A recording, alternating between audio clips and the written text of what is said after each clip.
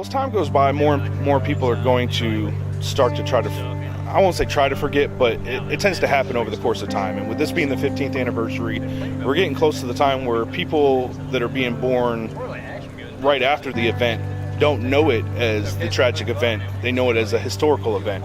So we feel like by doing something like this and still remembering that it happened and still showing our support for it and for our military and stuff like that, that it gives those people a chance to understand how big of an impact it really made to America on that day.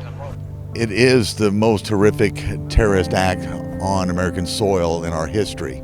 I mean, beyond Pearl Harbor, in the fact that, we knew at least during the time of Pearl Harbor, there was a war going on that we might actually get involved with. This was just a sneak attack. And it was a sneak attack done in a way that it attacked and took out civilians instead of a military target. In that sense, then we've been fearful of other terrorist attacks, on American soil, and especially with our campus having a terrorist attack just a few miles down the road with, the 4 Marines and a sailor who was killed.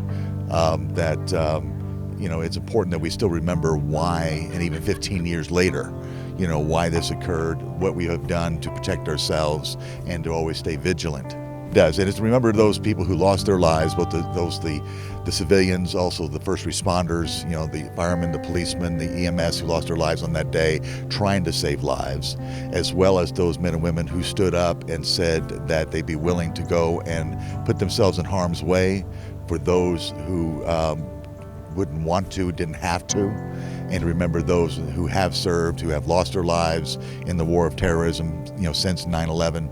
I just want to thank the people for coming out. We do continue to want to do things like this throughout the year for other events like Veterans Day and stuff like that, but we also want to come out here every year for the foreseeable future and continue to do this in order to continue to remember and never forget.